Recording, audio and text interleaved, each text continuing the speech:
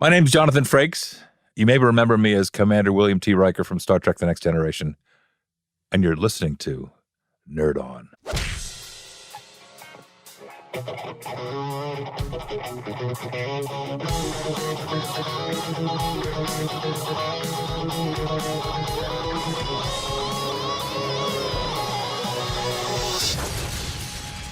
Nerd On. What is going on, everybody? Welcome to Nerd On, the podcast you didn't need, but you deserve, and where all levels of nerd are welcome. I'm like, what? There is another voice in the room, and there's also another voice missing. So it's true. Lots is happening today. There's a lot of. Corey's been officially replaced. Yeah. Let's see how it goes. A new permanent member. Yes, of the crew, one might say. We'll start it off. I'm Josh. Ali. Caitlin. And I'm Tom. Jonathan Frakes. Woo! Right? You heard that right. Yes, we did. I heard it. Yes. I definitely heard it. And a little bit of housekeeping, 2 bits. This episode is brought to you in part by our patrons over at Patreon. You guys have allowed us to keep doing this show and to keep upgrading and to keep growing and to be in a beautiful room like this. I mean, it's fantastic. And if you are new to Patreon, what that is, it's essentially a membership service that you can subscribe to Nerd On, and you get all sorts of juicy bits like bonus episodes and early access of episodes, behind the scenes stuff, peeks. Discord communities. There is a Discord server that you can chat directly to us and other fans. It's a lot of fun over there. You get extra stuff, and you are a patron for our work, and you keep us running. Mm-hmm. Another piece of housekeeping, and this is kind of a surprise and kind of not normal. But Corey did have to step out of this episode due to some family stuff. And so this episode is dedicated to him. Dedicated to Corey He Powers. didn't die. He's coming back. He just had some family stuff. So continuing. This episode is rather special. Yes. Aren't they all, though? They are. That is true. They Thank are. you. In their own ways. Yeah. Keep me in my place. But you give it a little bit more flavor. You put a little more shine on this nugget today. Yeah. It's a bearded episode. Age, certainly. Wisdom. Call it wisdom. Yeah, that's bullshit, though. You really bring a lot of experience. You're like, oh, He's a great. journeyman director. Yeah. So All closeted words for age. Yes. That's what young people say to. So if everyone's listening on the podcast app, we know that we have Mr. Jonathan Frakes here in the studio. Mhm. And we're going to be talking about Roma. But before we get into this film that's taking Netflix by storm, we'll go a little bit and talk about Mr. Frakes here. Because he is more than As just long as you Riker. don't call me Mr. Frakes. Okay. Yeah, as long as you don't call me Mr. That was my Frakes. dad, as they say. Do you have any? I know one nickname is 2 Takes Frakes. Do you want to know the origin of that? Yes, please. Yes, Oddly, please. When I had the privilege of directing First Contact, which was my first movie. Shout out for First Contact. Yes. Maybe the best Star Trek movie, maybe the second best. I've maybe read the it's third the best. I will say that. It's certainly my favorite. Yeah. I had a habit when I was shooting that if I like to take and it happened to be the first take or whatever, I'd print it and I'd say, let's move on and get another size and we'll move on to get some coverage. And I made that mistake on this feature, and the producer whose name was Marty Hornstein, was the line producer. He said, he called me aside. He said, Frakes, this is a big studio picture, and the rule is you have to print 2 takes. Mm-hmm. So 2 takes. So the urban myth is that because I shoot fast, I'm called 2 Takes Frakes, and I get my shit done. Nice. So I like both. It's official. Yeah. I like the truth, and I like the urban myth. I take pride in either direction. I do. You know what the Urban Dictionary says? What the definition of Riker's beard is? Oh my gosh. Please tell me. You guys, you nerds don't know the answer to this question? Now I'm Never feeling thought under to the look spotlight. Come on, dude. What kind of research did you do? I feel like I This just, is a classic. No, I just did. And I totally forgot. And what is the definition of Riker's beard? The opposite of jumping the shark. Shark, yeah. Oh yeah, now you remember. No, I just saw that. And I was like, okay, that's not hot. That's amazing. It is. That's gotta I be love comforting. that. Yeah. Wow. Right? Amazing. Riker's beard. So I'm sure a question for everyone listening is how did we manage to get you here? Yes. Josh. and Bonnie. Yes, Josh and Bonnie. My lovely wife and I were part of a theater company at one point. Oh, And What is that? and well, we did you tell them the 24 Hours of Madness. yeah, we did 24 Shout out. Hours of Madness, which is basically, for those uninitiated, and in film, sometimes it's 48-hour film festival, kind of stuff like Okay. that. Oh, And- I'm familiar. It's a brilliant idea. yeah, and so it's intense and it's a blast. you have 24 hours. The actors, directors, writers, they all meet in a theater. And on a there's- Friday night On a Friday night. at 6:00. Mhm. Wow. And no. there's like themes, there's a line, there's like certain things and how many actors. And Those are Jonathan, the three they're pulled out of a hat. You give the number of actors you have, the theme, yeah, and maybe A line. yes, like a line or like a prop. or a suggestion or a prop. Yeah, Yeah. and that's all you've got. Wow. And then the writer, I feel more bad for them because Yeah. they have to go home. And this meeting is like at 8 p.m. Yeah, And they have to go home and write. they write a play something. that night. Wow. Oh. And it's like 6 to 10 pages, sometimes a little bit more. And they do it. And then everybody meets the crack of your crack. What? It depends on Yeah, the we writer. go back in the morning, and, Yeah. and we regroup. And then we read it. Just rehearsals. We would block it. And then by like 8 p.m. that night, We do a production. It was usually 6 1-acts. So it would be 2, 3 yeah. play acts, and it was you were restricted by the light board that you had for the production it was on. Yep. Whatever sound cues you could sneak in. Yep. And get Josh to help you with. There was a quick tech rehearsal, and I was in one of the plays, and then Bonnie was in Jonathan's, and they got connected, and they became friends via a script that Bonnie wrote. We've been trying to sell her pilot for Yeah, a few years. Her It's- award-winning pilot. yeah, award-winning Broadband. pilot, and We'll get it on the air. Oh, we yeah. will. It's gonna It happen. will. It will happen. But yeah, that's how we know each other. Sounds like And power of art brings people together. It That's right. really does. That's what I did for in my theater class back in college. Was, really, Yeah, it was the same thing. Pull it out of a hat. you never Randomly talk about assigned. this. I just want to Yeah. tell you this. As a writer, director, actor, all the above. More writing and directing, I guess, because I was the director for this particular play that we did. He's gonna tack on acting too. yeah.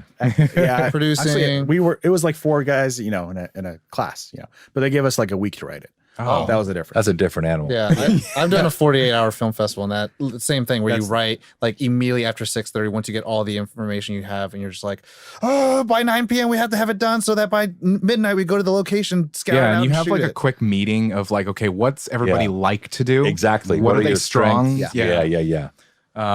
It's a fascinating and exciting Yeah. process.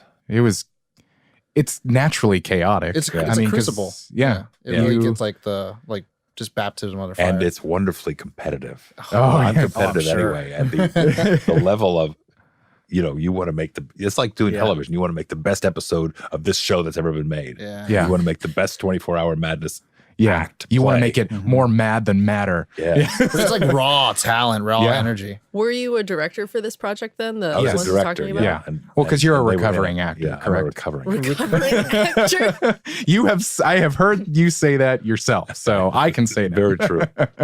So you've gone more away from acting, but Not by you- choice. Not by choice. I Recovering. No, it is certainly, it has been a blessing to become a director, to learn another craft. And I would not want to be putting my 2 kids through college as an actor who happened to be the guy from Star Trek. Unless you're Sir Patrick or Shatner, or those guys Fair. seem to have found their own other franchises. But it's been I never want to act as if it hasn't been a blessing to be part of this incredible franchise and world and family that I'm in, I continue to be in. But as the great Leonard Nimoy said, it's better to be typecast than not be cast at all. Mm-hmm. But we Very certainly have been, because we're recognizable from the show. Some shows don't want to have the Star Trek guy or the girl from Yeah. Star Trek on their show because that takes Away from it. an audience out. It's like an automatic association. yeah. And in some places it works for you, and some places it's, it certainly works here at Nerd On. Yeah, Of course. We typecast you. I'm so sorry. I'm so sorry. about that. Sorry The about thing that. he talks about, though, I mean, like, it happened to, I forget the actor's name, but he plays Urkel. Oh, yeah. Oh, Like, yeah. that was like a pretty Jamal. detrimental thing. Yeah. Yeah. Jamal White. Yeah. Yeah. So Now I see him It's at real. all the conventions. He's, you know, Yeah. that's part of the that was world. part of my family, my childhood, you know. So So, Jaleel White. Yes. Jaleel. There you go. So how did you get into Star Trek? Like, what was the journey of getting to that point? I auditioned for 6 weeks, wow. 7 auditions. Whoa. Wow. From the first meeting with the with Junie Lowry, the casting director, and then what followed with the producers. And because the show was an independent network, all the higher ups at Paramount needed to sign off on whoever was being cast. Right. And as it went up the ladder, I had a what I found was my lucky sci-fi shirt. Yeah. Which I was trying to Marie Kimbo my house the other day. Does it spark joy? Yeah, Marie Kondo. Marie Kondo. Yeah. Yeah. And the that shirt is in my closet, and it clearly brought me joy, or Yeah, it sparked joy. It Spark sparked a lot of joy. joy. Spark So that joy. fucker is still in the closet. I'll tell you right I now. have to. So that's 32 years ago, that shirt. Wow. And I wore it to each audition, and then clearly it, as superstitious, sparked joy. like it sparked a lot of joy. It changed my life. So I went back and auditioned more and more. And Roddenberry took me under his significant arm, Yes. the great space bird. And we used to go to his office for the final couple of auditions for the president of Paramount TV and all the people who were about.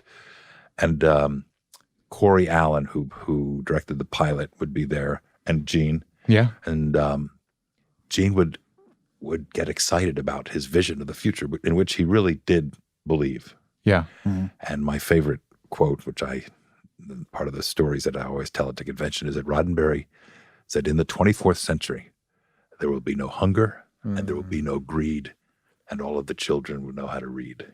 And it just, Yeah. Heartwarming.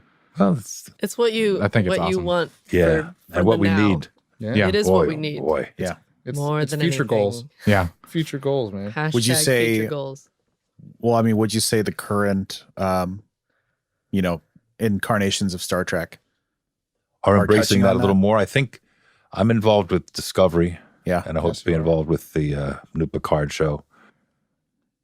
I think that we are very, very much intend to follow the canon of the show. Mhm. The first season of Discovery, I don't know if you've seen many of them, have a sort of dark Mm-hmm. Darker edge. vibe. Yeah. But at the core of the show and the lead of the show, Sonequa, has an incredible sort of spiritual leadership Heart. Mhm. and heart. And the writing and the writers on the show are very well versed in all things Star Trek. And I think it's cinematically, it's like JJ's universe. Mhm. And I think tonally it aspires to be like TOS and Next Gen. Not like what maybe Tarantino has in mind, right? Well, I gotta say, I'm a huge Tarantino fan. Oh, yeah. I'm fascinated by what that could. Yeah. Do you think that'll happen? Does that have any chance of In a world seeing the light of day? I mean, yeah, I think it's definitely Gonna go possible. commercial. Well, the Star Trek 4 has been shelved, Mhm. which means there's an Something's opportunity going for on. JJ Yeah. and Q Q. That's what we call him.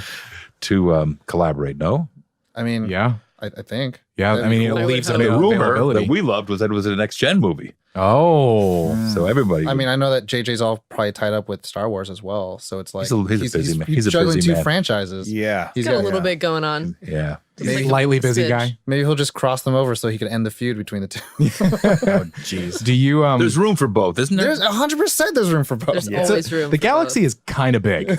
Let's just Also, let's one's just in the say. future, one's a long time ago. Yeah. So Do you remember the moment that you got the call? I do. I was living on 811 11th Street with Doc Carmen, who's a cameraman, who's still a dear friend, Stephen Altman, Bob Altman's son, who's a production designer. And we shared, this was like a bad bachelor pad. both. Oh no. Pizza boxes. Yeah, exactly. Socks. on Imagine the worst you lanterns. can in 1986, I guess. Yeah. It was Visualize, bad. if you will. It was bad. Imagine if you will. Roddenberry calls me and says, "Congratulations." And then hangs up. No. That's it. And I'm so excited. I was dating Jeannie. I'm married to the wonderful and talented Jeannie Francis. So I was going to go out and get in my car and go see Jeannie. Yeah. Nice. And where my car had been parked in front of 811 no. 11th Street, there was a little pile of glass. Oh no. So my car had been stolen the night before that I got. Wow. I haven't told that story in a long The time. best Yeah. and Wow. the worst. It was the best of times and the worst of That times. was the cost. You know, Wow. it's like, all right. Yeah. That was the cost to be. And I'll tell you why it was stolen. Because it was a Cadillac and she refused to get in it with me. Okay. Hmm. And she was like, she It was stole a it. Coupe de Ville. It was a two-door Coupe de Ville. Maybe she did steal it. She hired somebody. Maybe Gene called her first and said, "I've got good news." She said, "Good, now I can get rid of that Cadillac." Maybe that was it. That's going to be a question for tonight when you get home. He's really thinking about it. He's really It's thinking all about coming. it. It's all coming back to him. I have a question. Shoot. If I can ask. So, I mean, you've been part of the franchise, you know, both as an acting role now in directing role. And so you've been able to see like where it's come from to the point where you jumped into the franchise and to where it's gone now. And then I know that you're also a really big fan of the Orville, Yeah. Seth MacFarlane show. So knowing that, what do you think about all these different takes or, you know, the kind of the void that this space genre is taking into like the world of like, you know, now you have Orville that's like more comedy and you have like the darker stuff and now things are starting to come up. So it's cool because, you know, when Star Trek first came out, it was like, you know, cutting edge, new, no one's ever seen it. Now we have years and years and still people are still making new things in that way. Orville is its own Separate entity, thing, yeah. But because Seth was such a huge fan of Next Gen primarily, and because he had wanted to be a starship captain ever since he was 9 years old, and because of the considerable success that he's had in all of his other adventures at Fox, they gave him this opportunity. Wow. And he, thankfully, he hired Brandon Braga, who the guy who wrote First Contact and a bunch of the other, and produced Voyager, and he hired Robbie Duncan McNeil to direct, and he hired James Conway, one of our big directors, and he hired All the staples. he hired me. Then he hired Marvin Rush, who was our DP for years and went on to do Deep Space Nine. Oh, yeah. So he surrounded himself with Next Gen people. Love letter almost, yeah. And it was, and continues to be, for some people at the convention. I take sort of a litmus test at these conventions because I do quite a few of them. And fortunately, I'm involved in all these Star Treks in a way that they all want to know what's going on. Yeah. Or what do the fans think? For the fans, a lot of the fans feel that Orville is their new Star Trek. Wow. That's awesome. And some of the fans feel that Orville is trying to do something that they don't get or don't approve of. And yet, if you watch Orville this season, and it was true even last season, it's not a comedy really. It's a very straight ahead episodic with some wonderfully absurd. But if you blink and miss him, he's not running back and in case you missed it. there's Here's no that. exploding Quick, shoes. fast, in a hurry. Yeah. But it is That's one thing that I was it's such a very fine surprised line that with. he's walking, and I admire him for it. He's committed to it. He understands what it is. Yeah. And because he thinks like an animator, he sees in his head the framing of each shot. He hears the rhythm of the way the lines. I mean, he really understands what he wants, and he gets what he wants. And the show is an expression of that, and I think a wonderful expression. Well, Family Guy's hitting 20 years in the next like couple of weeks. Like this year, 2019 is, I believe, 20 years. Yeah. I mean, 20 years. That's a fair few. Man knows what he's doing, I think. Well, yeah, and he's got Cosmos up and running, and he's got other projects, and he's a wonderful singer. He goes out and sings with symphony orchestras. He's a fascinating cat. Yeah. He's a very talented human being. Yeah. I have a long time ago theater. I was in Beauty and the Beast, the musical, and down in San Diego, and I was the stunt double for the Beast. And the Beast was this guy named Luke, and he was best friends with Seth MacFarlane. And he'd be like, "Oh, just a second, I'm talking to Seth." And he's been on the show a few times as like because they sing together. And he just says he's such a nice guy. Like he's super nice and whatnot. And it's good to hear. You know, you're like, man, that's good to hear. It's always good to hear that. Yeah. About the people you, So with the directing thing, because you kind of led the way for cast members to become directors in a sense. Trailblaze. My thought about it is, okay, so you were hired as an actor and you're William Riker and you're on the set. Do you remember a moment that you saw what was happening in front of you and was like, or did you go into it going, I want to be a director? Or was it like a light bulb moment where you're like, this is it. I really want to do that.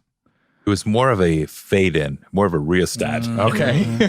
I remember it was, first of all, it was so exciting to be on the show, and we were doing 26 episodes a year, and everything was fabulous. Yeah. But because there were, I guess, 7 or 8 of us, there were a lot of regulars in the show. Yeah. So there was a lot of sitting around. Okay. And it was fine for a while. You could sneak a nap in, which is great. But Those are healthy. I like the You want to be working. I want to be working. Yeah. And so you look around and it's pretty clear who's involved in every shot. The director, the operator, it was too late for me to learn to be a camera operator, script supervisor, which is too much busy work for That's me, crazy. more than I could That's understand. insane work. And I knew something a little bit about directing. So I asked Berman, who was the keeper of all things Star Trek, Rick Berman at that time. And he said, well, you got a shadow and you got this. And he was really hoping I'd go away. I'm sure he was. Because it happens on all shows. And now you evil laugh actors like, would- whoa. and how? But he, so I did. I shadowed all the directors that were working on the show. And then he very generously offered up the editors who also naturally wanted to direct. So I spent, 300 hours in the editing room with these guys, which was the part of the craft that I knew least about. Yeah. And probably where I learned the most about making television was in the editing room, where those guys said, here's what we have to have to make Yeah. the scene work. You You get know, to see the background work, Exactly. and it's if like, you have okay. if you have more time, go ahead and get more. But you need X, Y, especially in To those tell the days. story. Enough to tell the story. And because you probably remember, our show was very old fashioned. Our show was a lot of yeah, very little movement and a lot of Medium wide shots. medium shots and coverage and rakers and yeah. breakers. And it was a Did we get a Fraker? lot of We did. a lot of Roman coins. But it was a show that has a look, as all shows do. Yeah. So then he let me into some of the pre-production stuff and some of the casting and the concept meetings and go to production meetings. And then I'd go to spotting sessions, which was really exciting. And they always recorded with a live orchestra, Yeah. Dennis McCarthy and that full orchestra at Paramount. So that was thrilling. And it really went on for at least a couple of years. And there were days when we lived in Tarzana, and if I was not shooting, I'd say to Jeannie, I don't know if I got to go in today. She said, the day that you don't go in, will give him an excuse to say you're right. It's So I true. have Jeannie to thank for Yeah. that as well. And your stolen Cadillac. I mean, Yeah. No, just kidding. maybe we'll find out tonight. Do you still get to do like the scoring sessions? I mean, I know that Yeah, even the music. I love it. Yeah. Nice. This guy Russo, who does the music on Discovery, has a big affection for God, his name just went out of my head. Jerry Goldsmith Oh, okay. was our composer. He and Williams were sort of the cream of the crop. I'll tell you a quick Jerry Goldsmith story. Do it. Please. He was very, very, very, very old. This is about, I don't know how many years ago, 4 or 5 years ago. A dear friend of mine named Norman Steinberg, for whom I work, who wrote My Favorite Year and used to write with Mel Brooks, Oh wow. was a friend. And Jerry's father was dying. And he was like 103. Oh, wow. His name was Isaac. So Jerry Goldsmith, who was also very sick, says to Norman Steinberg, would you speak at my father's funeral? He Wow. dies. So Norman says, of course I will, but I'm going to have to, my style. And I guess Jerry gave him his blessing. So allegedly at the funeral, and obviously they're Jewish, so it had to happen 24 hours as soon as they're dead. Norman says, Isaac Steinberg died yesterday. He was 103 years old. He was asking for it. Hey! Savage. Oh my god! Savage. That's a good line, isn't it? Yeah. Wow. He was asking for it. Yeah. Yeah. This is cold hard facts. While we're on the subject of the music, though, that is the part of filmmaking that I find I don't understand, but love the most feel it. is how do you think about, first of all, what melody to use, what instruments to score with, to enhance. It's going to those establish scenes. the feel. Yes, and how you can enhance it. And we all see it.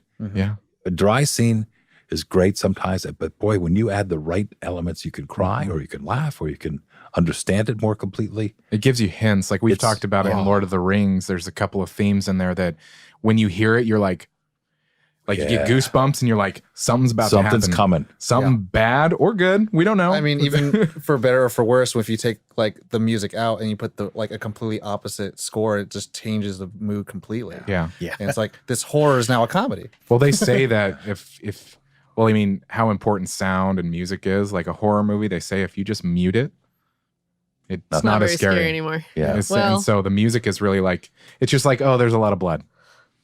I'm like a nervous puppy. Everything scares me. So if you could mute a horror movie and it'd still be scary You're, for me. afraid, you're afraid of like Doritos or something. I am, yeah. They're scary. It's definitely a It's part the that nacho fascinates me for sure. Because you always think about, does the filmmakers, I'm sure they do to a certain extent, have to have the consideration for, okay, there's going to be probably music at this part, Yeah. et cetera, Well, et cetera. sometimes it's quite obvious. Here's first of all, here's the end point. You can see in a scene where the eye contact suggests, oh, you could just hear the music cue. Here's where the music cue's got to start. Yeah. And that's kind of delicious to know that. Yeah. But the idea, the melodies and the rhythms that they create, especially masters like that, But week after it week. just It's sorcery. it really is. Yeah, it's fantastic. Yeah. So I have, again, the privilege I had to direct those big movies with those big movie Orchestra. makers. Goldsmith was at the top of the list of people who I was fanboyed on, and he Walking was into work fabulous. Well, he was, and he was so generous. Yeah. Yeah, he was. Anyway, very talented and wonderful guy. Meeting Well, your heroes. And you Yeah. have a musical background, right? Like you played trombone, Well, yeah, I play trombone. I play loud, loud. but I don't play that well. Okay. I played on the show. Riker played trombone on the show. And when the trombone playing on the show was okay and sounded like regular trombone playing, it was me. But when the trombone playing was beautiful, it was a player named Bill Watrous, who's a jazz trombone player who's fabulous, who was part of the orchestra that used to score the show. Oh, that's awesome. Awesome. And so he made Riker sound better. But when did you start playing trombone? Like your I started affinity playing for- in fourth grade, in fourth grade. Jefferson Elementary School, Bethlehem, Shout out to Pennsylvania. Jefferson. And why did I start playing trombone? Girls. No, that's another. Because That's, it that's looks- why I started acting or dancing. I mean, because they had two trumpets, two saxes, and one trombone. So the guy with the longest arms got the trombone. Wow. And you had long And arms. that was me. Well, you're 6'4", I'm revealing a right? lot of shit to you guys Right. tonight. Riker There's a long lot arms. of good stuff in here. A lot of great. A lot of goodies. juicy bits. Yes. Yeah. As All someone the said clips earlier. or ad marketing. Shall we media. call that the episode? Juicy Bits? Juicy bits. I Long have arms and juicy bits. I have a juicy bit to ask. Mhm. So we're in an age now where we're seeing a lot of animated shows becoming revived. So we're seeing like Thundercats and Young Justice and things like that. What about Gargoyles? What about Gargoyles? Oh man, I I wish want that it. show was still on. I bought. Do you remember too. Gargoyles? I bought the VHS with the board game in it. Yeah. You know, yeah. I mean, like that was. I played the board game as the movie was playing while I was watching. There's I a watched TV show. very strong group of people about your age who remember Gargoyles really Well, well. It there- was only on for 2 years. I'm seeing like just from my lurking all over the internet, there's actually a huge push for a reboot of Gargoyles. Yeah, Well, a reboot or a feature, Yeah. Or a feature. or a live action version. Oh. Which Yeah. would be great. Like, It's so dope. Imagine the attractions they can have at Disneyland with having gargoyles there. Like, Yeah. it would sell like hotcakes because it has, and I mean, you get like the aesthetics if you do live action for like with Guillermo del Toro, like good prosthetics. And you get Could you imagine? some of the same voice talents to just do the actors, and then you have performance capture, art performers It'd be cool. Like it. You've got a cunning plan. I mean, It's a very cunning plan. So if but anybody's listening, The show was on in the afternoon, and the show I've always felt was too smart for Yeah. for its time. everything for children was too smart for that time. Yeah. And because there were wonderful Shakespearean references and there were underlying, good versus evil and philosophy, and there was a lot going on in it. How they spoke too, yeah, especially. And it was one of those gigs. I hadn't done a lot of cartoons before that, and I try to do as many as I can because it's the best, Voiceover is great. It's the world. It's a great world. The artists are great. The work is wonderful. You sit like this, you work and play Yep. like this, and it's 20 minutes, 30 minutes maybe. kind of a dreamy job. So, I mean, with that, if there was going to be like a revival series, would you want it? Would you want to? Oh, in a heartbeat. And I'd still be on Next Gen. okay, yeah. Marina Sirtis, Counselor Troy, and say I've things always like said we'd be still doing the show. If, Yeah. And you wouldn't have to ask us twice. in your journey, since you've gone from acting and now doing a lot of stuff behind the scenes, not just purely performance. I mean, would you want to helm some of those different episodes or arcs? Of course, it's a. There are about three things that usually come up at these Star Trek conventions. The first, obviously, is Next Gen, and Gargoyles and Beyond Belief, fact or fiction, seem to be the next two in that sort of the genre fans realm. I just did an episode of a German Netflix show called "Don't Try This at Home," Okay. and That the sounds German safe. producer came to the recording, which we did in front of a green screen out in the valley, and he said, "Well, as they were making the deal, I said, what he really liked in Germany, Beyond Belief is called X Factor, and it's huge. okay, Not David Hasselhoff huge, but huge, nothing's bigger than David. right?" So he said, "Do you remember what you did when you were hosting Beyond Belief?" I said, "Yeah, sure I do." So I did a little bit of that sort of, and he said, "Could you do more like that?" And I said, that was my fact. That was my German accent, since it was Beautiful. English. That's German good. is the Yeah, second yeah. language. Good. More like that, Frakes. So I said, "Sure." And I said, "Do you want it to be self-parody?" And the American producer explained what I meant, and he said, "Yes, yes." And I said, "Would you like more gravitas?" Yes. So I did with more of that sort of, pompous asshole gravitas. Oh boy. Give me more. Give me more. So each take and each little version of this act that I was in, the German guy said, "Could you do one more? Even more gravitas?" Oh my God. Even more. He loved the word by the time he knew what it meant. So that was my Beyond Belief moment, which happened last month. If you could give, like, let's say we have a director in the room. We have Tom. Tom, If you could look- give a young director Hi. one piece of advice, one piece of advice. Maybe two if you're feeling spicy. Always have a shot list. 100%. Preparation is 90% of the job. When in doubt, shoot low and wide. Oh, Low and when in wide? doubt, I know shoot why. low and I know wide. why, but I never thought about low. That's interesting. Why low and wide? Yes, it gives you a cool look. Yeah, it does. It does. Because you think about it, you just get your wide dumb master shot, and it's like, all right, you got that. to But cut you'll away use to. it. But you will. Yeah. You will to save your butt. Always save your time. Exactly. Save enough time. And the producers and line producers and first ADs will always try to talk you out of it. No, don't ever. Well, sometimes you don't have a choice. Yeah. And get an 8mm lens if you can. 8mm lens. Interesting. No. So, Good tips. I have one more question. Since you do have the honor, privilege, and experience of being an actor and director, you mentioned a while ago of your portrayal of Don Quixote, and you mentioned I did? a while ago you mentioned your performance, and Not I think, today. I think the critics said you gave the best performance you can possibly give as Don Quixote. No, Jonathan Frakes did as well as could be expected. There Exactly. it is. It's like Where'd burned you get in my that one? That's mind great. I forever. do some research, we try. You didn't know about Riker's beard. I did. Maybe you It did. just there's a lot of the things I had to memorize, but It's also like that moment when somebody says, "Oh, sing me that song." I was like, oh, which one? You know that song, your hit.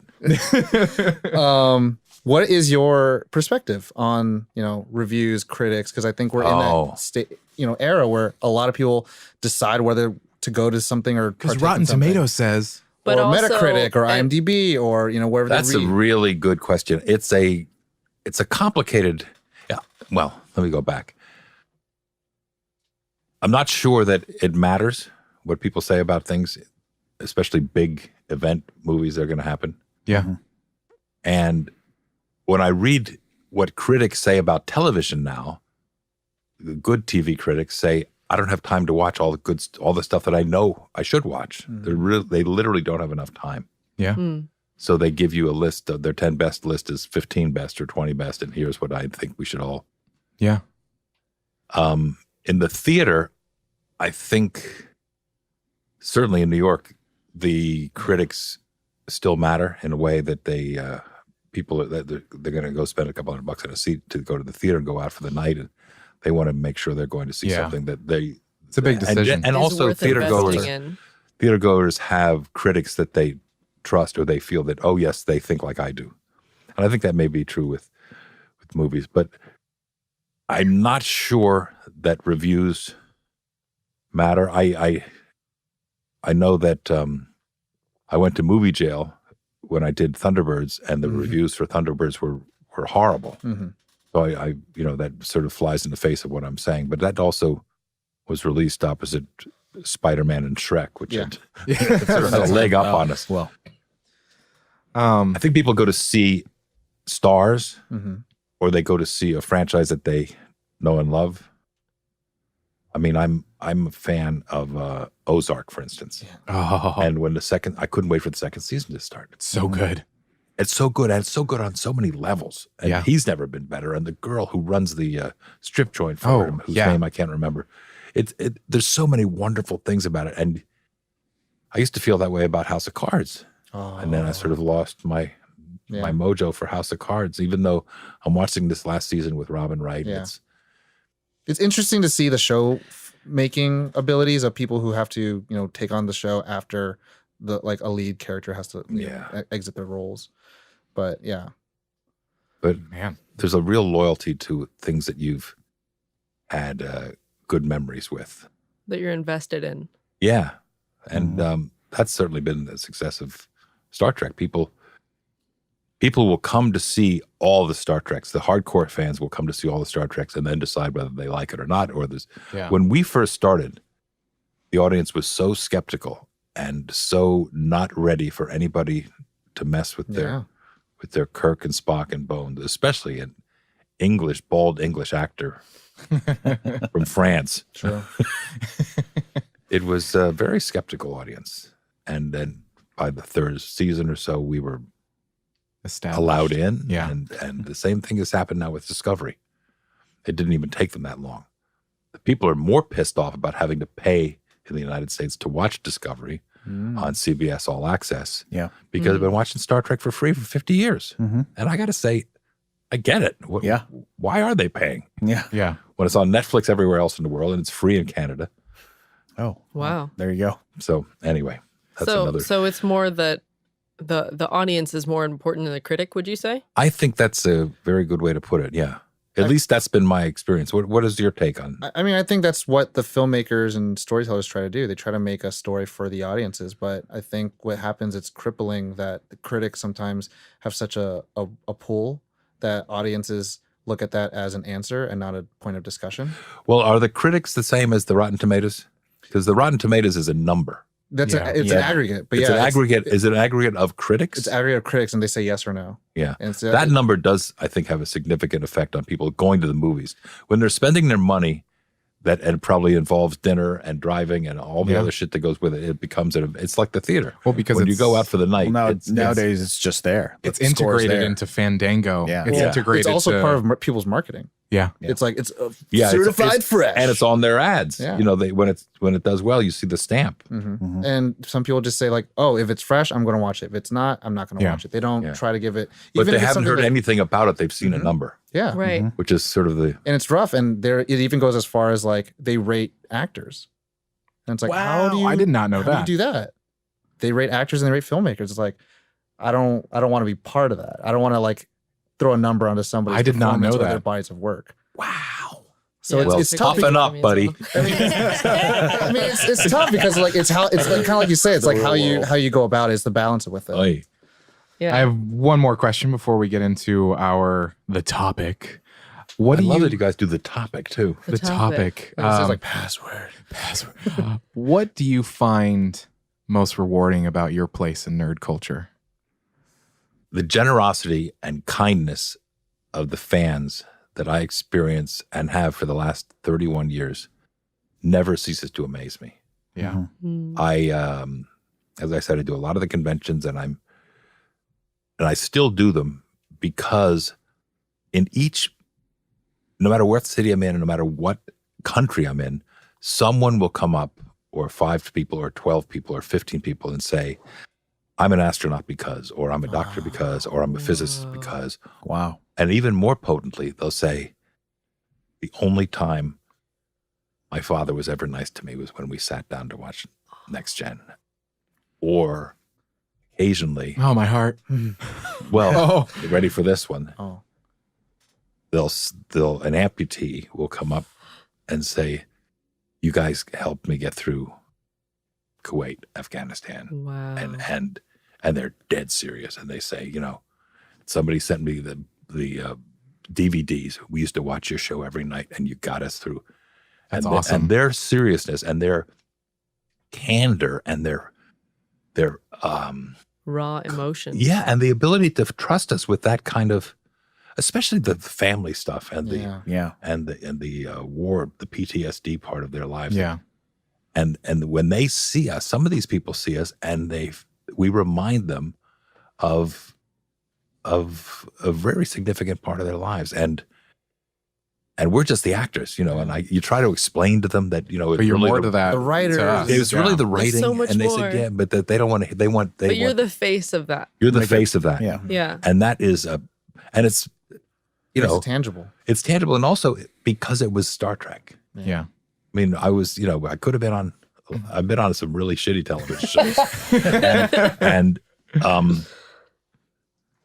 the blessing again is to have been part of this, and then to see how, and it's been on for 50 years or 51 years since the original series. Yeah. Wow. People, and Shatner has the same thing. They come to him and they say that you helped me do this, and now there's 2 or 3 generations of people with the same.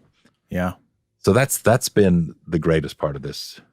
Nice. I mean, it's been wonderful. The work's been great. The lifelong friendships, obviously, the fact that you could get rid of the Cadillac and get a real car. Being yeah. on a podcast. Yeah, get on the podcast with Josh and his buddies in the garage. What's funny is actually really strange 6 Degrees of Kevin Bacon. We had Jeff Nimoy on our show, who is second cousin, once removed, I think is the joke, of Leonard. to Leonard Nimoy. And he said almost exactly the same thing that you said, the graciousness of fans. Because he's voiceover. And he's like, when people recognize me and they tell me because he was showrunner, director, writer, Voice. and a couple of like Digimon and some other things that are very well known. And he's like, when people recognize me, I'm voice.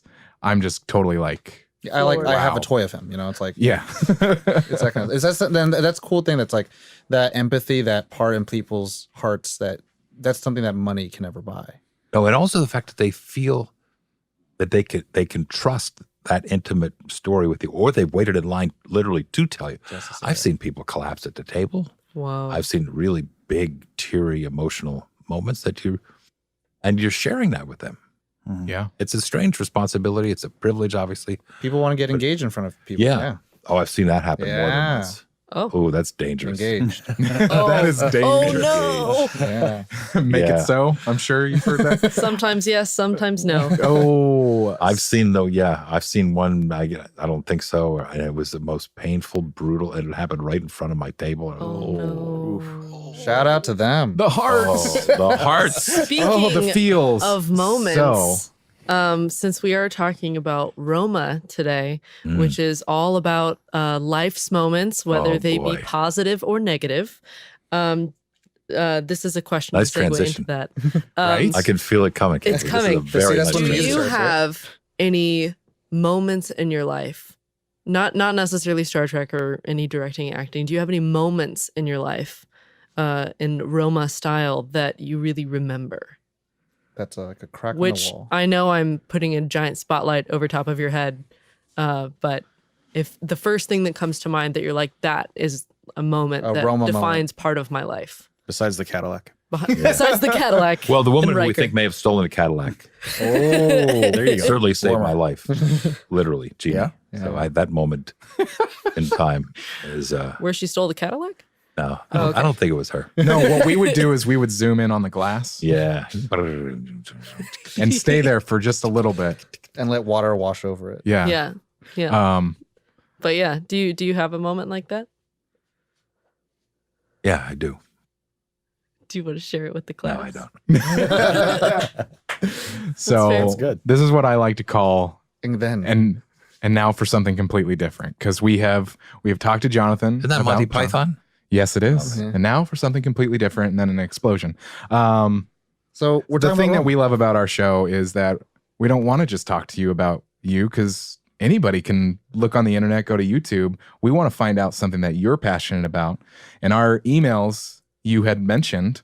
I must have just seen Roma. he's like, I hate this now. No, but I don't know how you felt about it. First of all, it's visually. Do you want to introduce the movie and talk about Cuarón and all that? Did he write I can. Well, we can DP do and We can get into direct? brief synopsis and Yeah. and So yeah, I mean, this is text. for everyone that's listened to the show before. This is pretty familiar. We're talking about Alfonso Cuarón's Roma. He wrote and directed it. Came out exclusively on Netflix 2 weeks before it had selected theater release. And as a brief synopsis about the film, it takes place in 1970s Mexico. 1970, 1971. Mexico City. Mexico City. And it follows the story of Cleo, who is a nanny for a family where, in a long story short, she finds out she becomes pregnant and she takes care of 3 other children while their relationship is falling apart. So you see her through her day-to-day cleaning, getting things prepared for their family life, Figure out Going- what to do with this pregnancy. Like, it's very brand new, and through Taking care of the other mother. yes, Yeah, taking care of the She other becomes a mother. Yes. Through different points that you're traveling through the city, we find out that she's never been with anyone else and she's never had any type of sexual relationship before. This is the first time she's ever had it. And in a way, she's kind of shell shocked throughout the entire thing. Her responses aren't dramatic or frenetic as one might think of when we think of American modern television of like pregnancies. And the father to be doesn't take any responsibility, completely just disappears. Just the opposite. Yeah. Yeah. he just threatens her. yeah. ugh. And so there's this bond that starts building between Cleo, the nanny, Cleo, and the mother, as the husband is left, and she's establishing her own power as a woman. yeah, and we're starting to see the development of these children, where they're going on through the world, or the city, what's happening. We're seeing strikes, we're seeing students rioting, a lot of crazy stuff that's going on at the time. To spoiler, a very dramatic moment where there's a fire in the forest, to having a child be stillborn, Yeah. and at the end coming to terms with her never being really ready to have this child, Cleo never really being ready to have this child. And I found it most beautiful that the fact that she had a miscarriage and this family is pretty much falling apart but still trying to hold itself together, Yeah. to this climactic moment at the end where all the truth and all the bad is kind of getting washed away to pretty much an empty home when they come back to it. Yeah. And life kind of has to continue, but I was going to say life goes on. life goes on, but we're changed. See, I We're thought the changed from it. significant scene in the movie was the scene in which she saves the children in the sea. Yeah, that's what I'm talking about. Yeah, in the water. And they go back home, and they're back to a house where the father has vacated, taking all the bookshelves, leaving an empty house, to where she continues her life, living for this family, being their nanny. Yeah. Yeah. So it was written and directed by By Alfonso Cuarón. And just some of the notes. You may know some of his works from Gravity, Sandra Bullock and George Clooney. Children of Men, Clive Owen. I love that movie. And Harry Potter and the Prisoner of Azkaban. And also, Is that the best Harry Potter? I think it's the I best love it. film made. Yeah. Like filmically, it's the best one. Filmically. Wow. That's Usually such a he technical uses word. film language, but that's, you know. And Who was the DP on Roma? On Roma. Oh, Himself. he was. Himself. Yeah, He was. That's what I himself. He was. It was the first time I think he ever did his own cinematography. Tom's panicking. Every time you ask him a question, he's like, But he also, I'm not that tough a guest. his big one was E tu Mamo Tambien. I mean, that's That's what the one that really got him on kind the of market. Yeah. marked him as like, oh, maybe we should listen to this guy. Maybe we should give him some money. So it does. So it's produced by Alfonso Cuarón. As well as Gabriela Rodriguez, who worked as a PA on Pan's Labyrinth to Del Toro, and then later on went to become the assistant to Cuarón on Children of Men, now becoming his producing partner, That's pretty which awesome. I thought is super dope. That gives us all hope. yeah. yes. Nicholas Chelis, who has been producing since 2007, 3 to 4 films a year, mainly in documentary or executive producing and narrative films, and all of them, you know, in Mexico, pretty much. And then the cast is Yalitza Aparicio, who had no formal training. This is her Non-actress. non-actress, only first, film. and you know has been nominated for several awards around the world because of this. I don't get it. And it was complete luck that because he said he took forever to find her, and that it was complete luck because she had like just finished school or something, and it was going to be 6 to 8 months before she got approval and could start the job. So she was like, got nothing better to do. Wow. Yeah. And Wow. Mrs. Sophia is played by Marina de Tavria. Which is, she's pretty big. She's pretty big, and the Mexico. tough thing is like I try to do a lot of like looking up like where she's been and what things, but it's all in languages I can't read. Oh, So well, I could look up her IMDb all day and mispronounce all the movies and TV shows she's done, but Yeah. she's been working for a really long time, and it's actually a pretty big name. So It's 135 minutes long. Mhm. The budget was 15 million, and the That's it? yeah, and the box office is Gross. 3 million. 3 million now. That's it? Too? Well, because it went. Well, I don't know what the deal they had with Netflix. Yeah, we was. don't know that. Netflix so. is Yeah, pouring that's money different. into things right now. Well, So who knows? Because how I think much they might have- theatrical release. I mean, I think that's pretty par for the course when it comes to like Academy nominated films. Like The Artist made like no money when it first came out. Another black and white film, but you know, we all know Alfonso Cuarón made his money in Netflix. Yeah. Well, this and then movie feels brown and white to me, yeah. Yeah, like doesn't sepia. it? Sepia. tone. Yeah. There's Mhm. also the like, I guess it's a mild controversy, maybe a large controversy. I don't know, of it not being accepted into Venice. Cannes. Oh, Or, Canes, no, it yeah. went to Venice. Yeah, it didn't go to Cannes. Didn't Yeah. go to Cannes because of the Netflix of the release, Netflix- correct? Yeah. Really? And is it not also considered a candidate for a foreign film, best Mhm. foreign film as an Oscar? Yeah. In addition to being best film. Yeah, Right. Interesting. Well, Cannes was like, oh, that's not real filmmaking. Wait, Cuarón what? they're trying boycotted it. I think that's. The- I think well, that- because I don't know Netflix- how long that's going to last. That theory. Yeah. People are just kind of people are just They're poo-pooing boycotting Netflix. People are just being Yeah. gross. That happened to Beasts of a Southern Nation Oh, wow. as well. Beast of the Southern Wild. The Southern Wild, the Yeah. exact one. It was years ago. Yeah, but Was people, that made directly for Netflix? Netflix? And people was a wonderful boycotted movie, that. too. Yeah, it Yeah, was. it is. And like for me, I think Netflix is the big giant monster machine that they are. But if they're able to produce great films, then they're producing great films. There is a black and white to it. Yeah. But film festivals are now like the gateway, the gatekeeper to becoming the best picture films. Yeah. Now, at least. in the Well, I last was 10 in years. Toronto during TIFF this year, and the Lady Gaga phenomenon, Star is Born. and Star is Born, and then the Quincy Jones phenomenon. It was exciting. I didn't see any of them because we were working, Yeah. but the town was on fire. I'd never been to any of the big city film festivals. I've never been to Cannes or any of this, Neither have but I. it was fun to be in Toronto to see what the energy around it is. Toronto's the big one, right? The one that like open invite where like a lot of people are. There's a lot of documentaries, and it was. How would you define that energy? Was it just like an electric? Was it a Well, it was- hopeful? it was it a like a con. It was a hope. Well, there were people in the street. The streets were closed. Some of the main streets were just pedestrian walkways, and there were events one of which I got to go to because I was a friend of a friend of a friend. But I didn't get to see any of the movies. Oh. I just was I was living in a hotel, so the hotel was a buzz. Yeah. And it was downtown. And downtown was filled with these. The city was clearly about the festival, and that was kind of fun. Even though I had Well, it's one of the bigger ones, correct? Yeah, Tiff? I guess so. Yeah. Um, yeah. It's the one I try to get the courage to submit to. Yeah. Needless to say, we always have to mention, just because it is a factor of life, Rotten Tomato score 96%. Yep. So critics. Oh, love really? it. Yes. Critics love it. The way you phrased that. Oh, Oh, really? It's a delightful So- surprise. Yeah, Well, Did you we- love it? I liked it a lot. That's This- a no. Here we Did you love it? we are going to go I- into initial reactions. I loved it, but not as like something I'd go to a theater and see. Young man?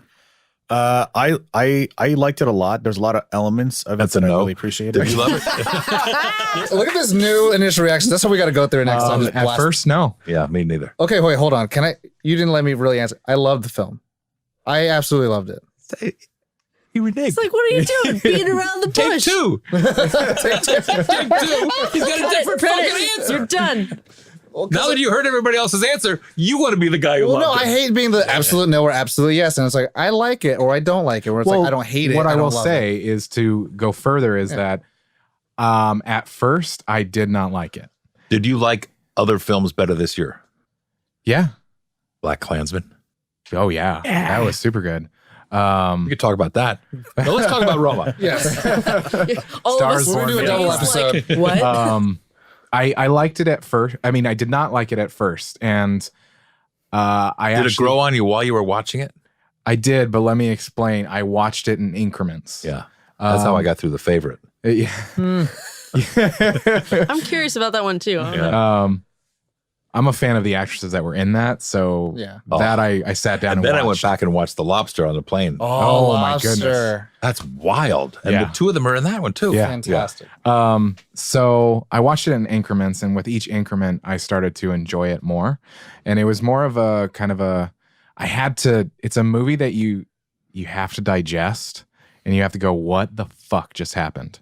And why am I watching? Yeah. And not from a mean way of like, okay, trying to understand, like, because a man doesn't go out and film a movie for no reason. Well, it's the story of his life, no? Yeah, it's Well, 90% yeah. Have you driven seen from- Rubber? Like even the furniture I read, he went through his family homes, anybody that still had some of that furniture, Oh, so the and set. used some of it. Oh.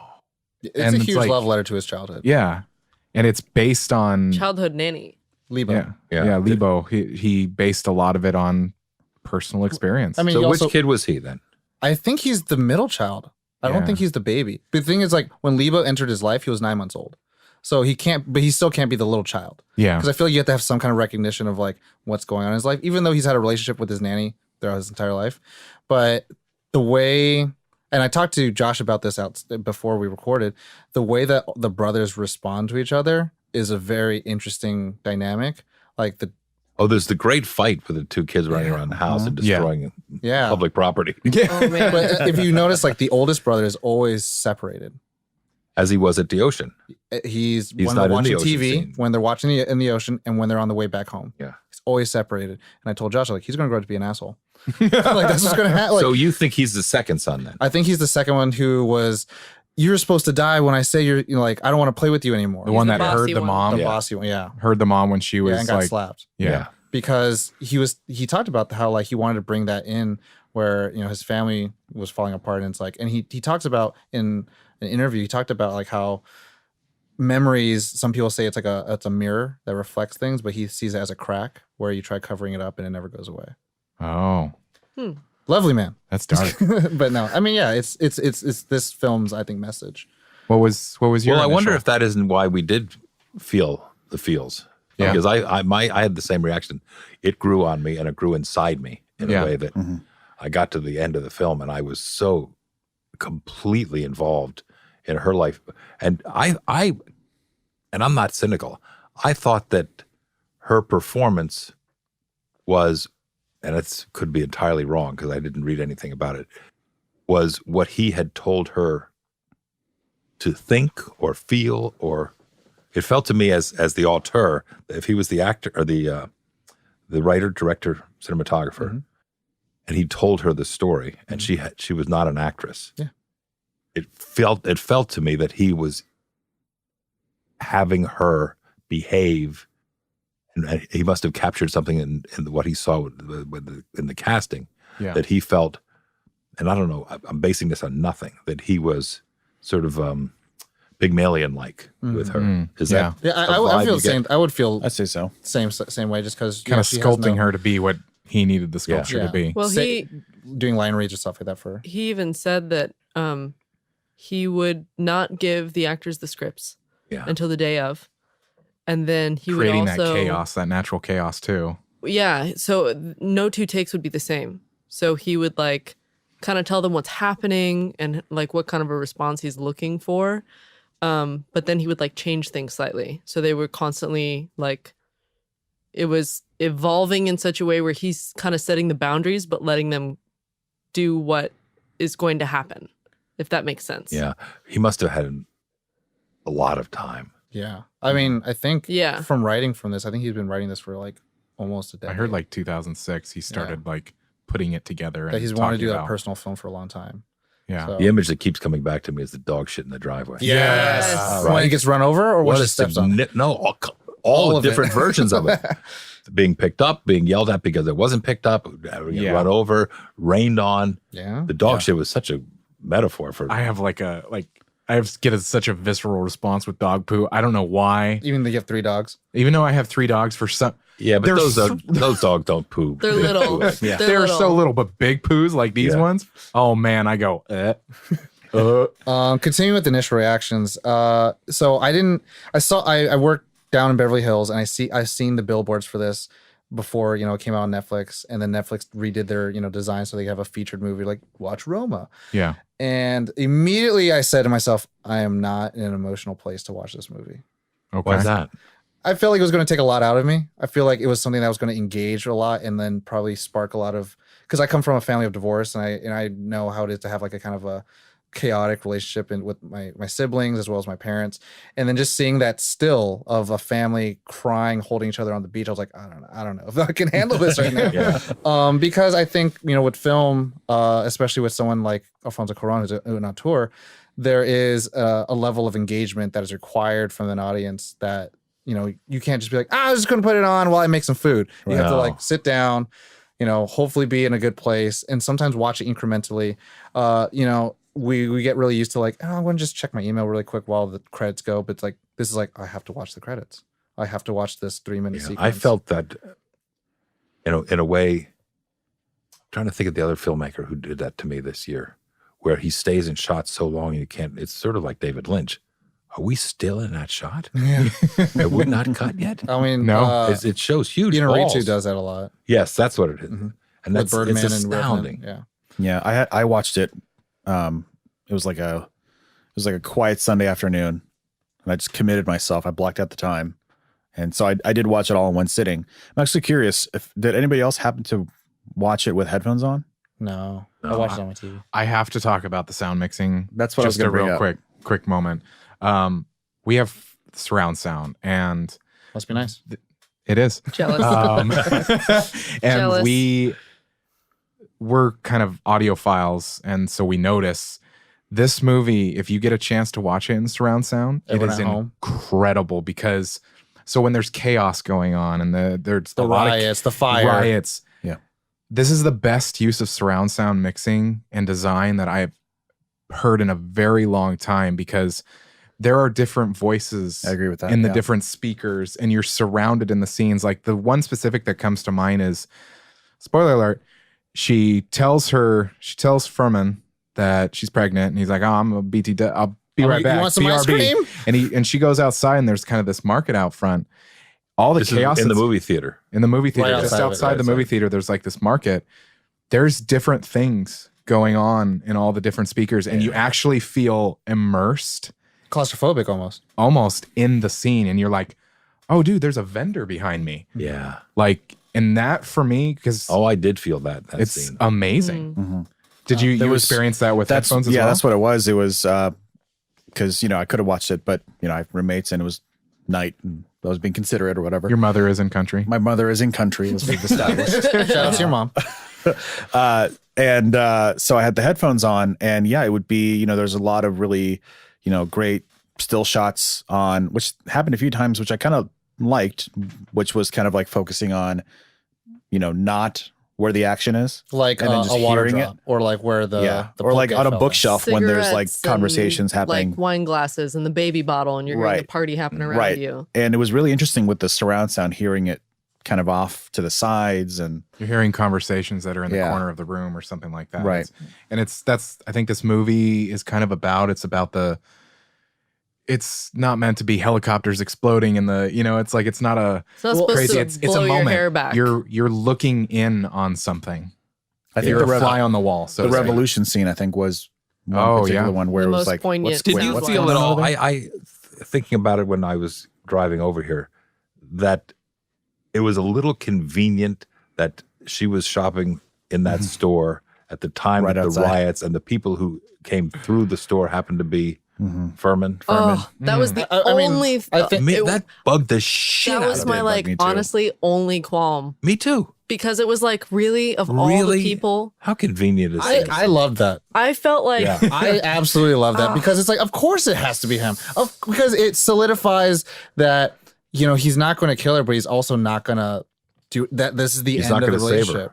And it's like the pointing gun, where is it pointing to? Her belly, It's Yeah. like in the worst time possible, of course the chaos is going to happen.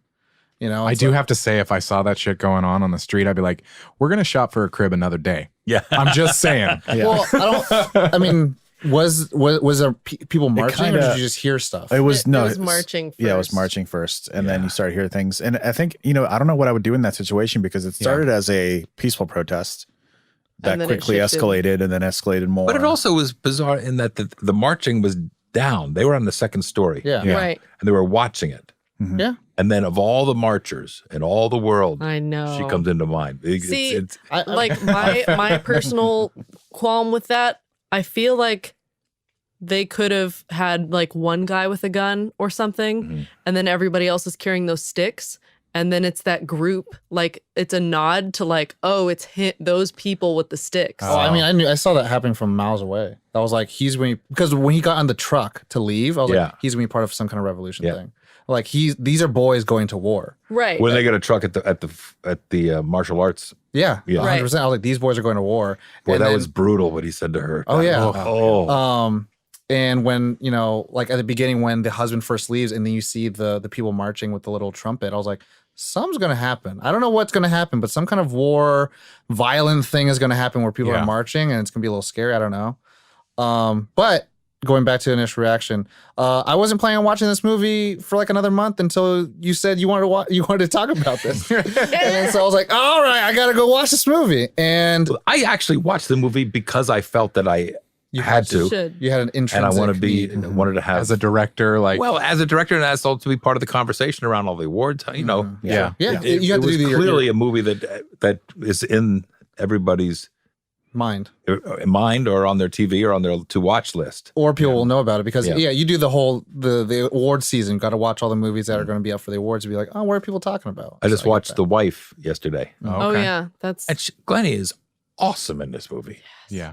I didn't know she won. I mean, I didn't imagine that. And I gather I didn't see the Golden Globes. I was somewhere else, but I gather she was very surprised. Yeah. that was so good. Anyway, I'm not sure about the woman who plays the lead in this movie Uh, being nominated for Best Actress. I don't get that.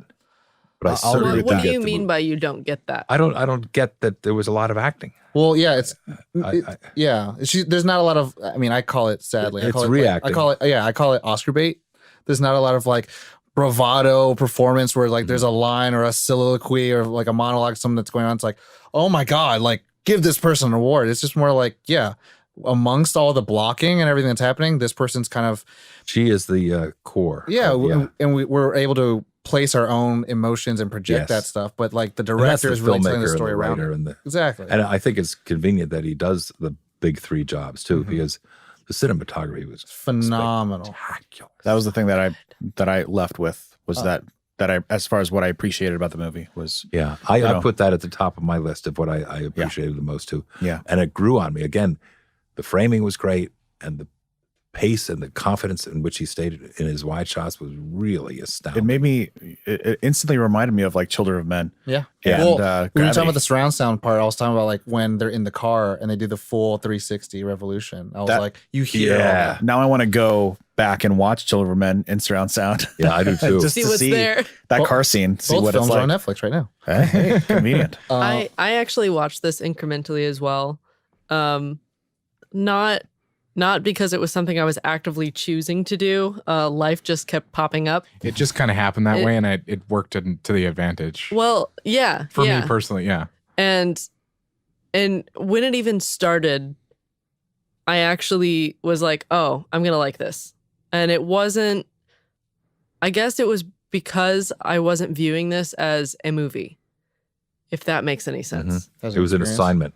No, not an assignment. I wasn't Professor viewing Frakes it gave you homework. as something that is like, I'm gonna go see Aquaman and I'm gonna be wowed by all the the Jason CGI Momoa-ness. and all the Jason Momoa. It was like very real. It just felt like it was the reacting acting that got me. That's what pulled me in. I also like the relationship that she had with the other woman who worked in the house. Yeah. Yes. The kitchen relationship was wonderful. And it just felt very genuine. Yeah. Like that's what I Almost liked like about this movie. Effortless, but you could see it from the flip side. Effortless being not having put enough effort in. Yeah. So it's one of those weird. Like a kind of a gray line where it's like, this is a great film. I don't want to say it's like a movie because it is, but it's not. I mean, I love being that film. It's Yes. not a movie, it's a film. Exactly, that pretentiousness of it. But I remember when I was watching it, I literally felt like I was back in film school. And I was like, this is just like a film theory. And I was like, of course Jonathan Frakes wants to watch this movie and talk about it. And I was like, oh, of course. And then so incrementally, not really, but like I was taking notes throughout the entire thing. Oh, no kidding. Because it felt like it was like watching like Midnight Cowboy or like watching a Kurosawa film like in school. I was like, okay, this is asking me to engage and like actually like look at everything what it needs to. So like I have like all these notes here, just like this. What does this mean? What does this mean? What does this mean? And it's like it's me just trying to like jot down like all these parts where it's like. Do you find that it gets in your way of enjoying a film? No, not anymore. I think before it's kind of like you kind of can't see it for the narrative. Sometimes you have to see it for the subtext. Yeah, but when you have a master filmmaker at work, like Yeah. you can go back. Jaws is one of my favorite movies. Yeah. And Spielberg was great even then. 100%. And you watch that movie, as I have a couple of years ago. It's like everything about it works. Yeah. The simplicity of it, I'll the say- framing, the storytelling. Yeah, I'll say it did go a little bit in that direction of it felt a little too film school ish. Well, I felt like it was in that like sense. it was like throwing a lot of things that I knew that I wouldn't understand, mainly because I've never grown up in Mexico City. But things Right, that yeah. like I know that this filmmaker has to say that Mhm. even though this film takes place in 1970, it has to do with everything that we're talking about now in 2018, Yeah. 2019. Because we were talking about this the other day with I forget what we were talking about, but we were talking about symbology and Symbology. and symbolism rather, not the Angels vs. Demons version, but the symbolism. And it was about Miyazaki Mhm. with Spirited Away, the Japanese animated. And crossing cultures is always going to be difficult, but I think that is what makes the director's job that much more difficult, or the writer's job that much more difficult. And you have to be able to reach that point where I don't have to pause and look up what this means and what the significance of that is. There's that, how do you get it? There's a marriage. How do you get it an extremely potent, symbolism without having to have people Without, face with it. without alienating people. right? So So- I come from it the other way where it's like I'm not being alienated. I'm being told that there's a world to explore. That's a good point. That's a So good way to instead say of it. like me feeling like, oh, I don't know it, versus like, oh, I should try to Well, learn more about it. I mean, on that, it's like his pan shots.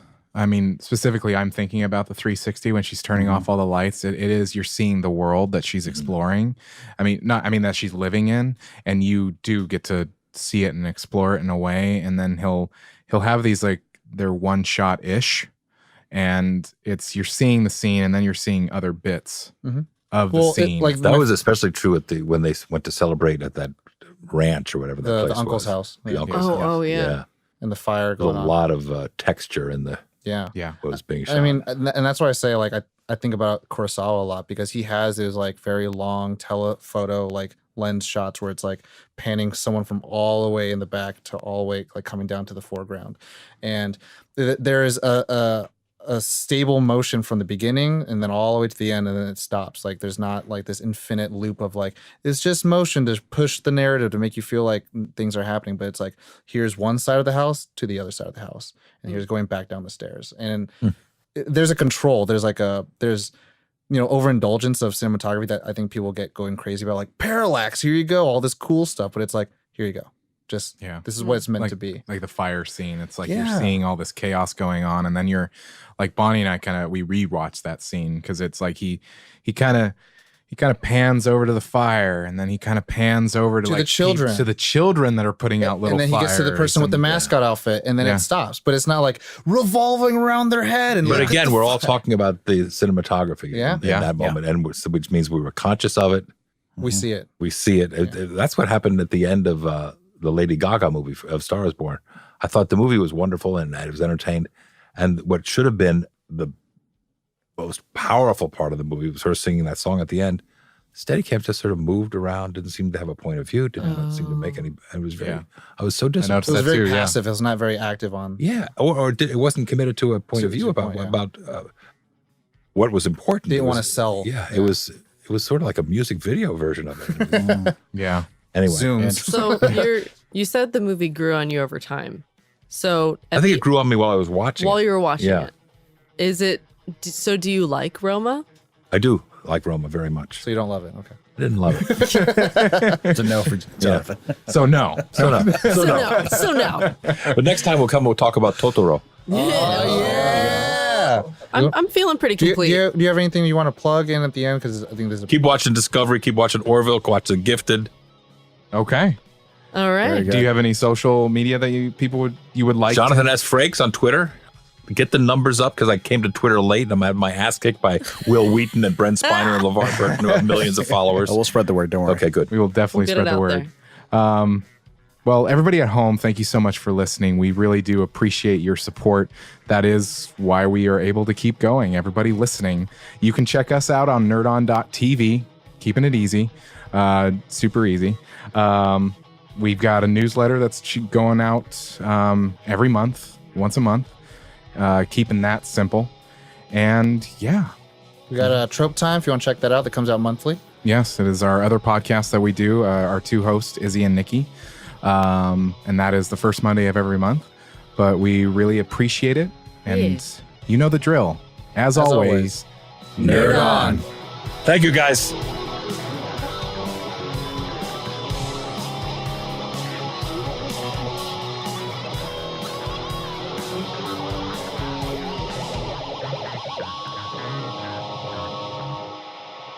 Ending broadcast.